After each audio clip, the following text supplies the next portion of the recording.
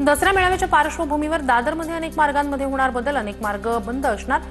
स्वातंत्र्यवीर सावरकर मार्गावरही वाहनं उभी करण्यास असणार बंदी। पालघरच्या तहसीलदारांकडून मनोर गावात शेतकऱ्यांच्या बांधावर जात भात पिकाची पाहणी, नुकसानग्रस्तांचे पंचनामे करण्याची कामं 2 दिवसात पूर्ण करा, तहसीलदारांचे महसूल विभागाच्या कर्मचाऱ्यांना आदेश। नवी मुंबई विमानतळावर 6 ऑक्टोबरला संतप्त आगरी कोळी समाजाचा धडकच्या विमानतळाला दिबा पाटील यांचं नाव देण्यास सरकार टाळाटाळ करत असल्याचा आरोप। मोर्चात 3 लाख भूमिपुत्र सहभागी होणार।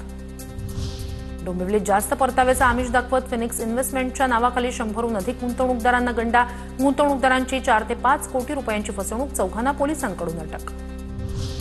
25 लाखाची लाच घेताना ठाणे महापालिकेच्या अतिक्रमण विभागाचे उपायुक्त शंकर पाटोळे यांना एसीबीकडून अटक। ठाण्याच्या घंटाळी परिसरात बिल्डरला सहकार्य करण्यासाठी मागितली होती लाच।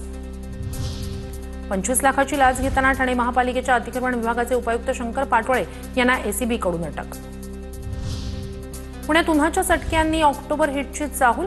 ऑक्टोबरच्या पहिल्याच दिवशी दापोडीत सर्वाधिक 33°C कमाल तापमानाची नोंद, इतर ठिकाणी 29 ते 32°C तापमानाची नोंद।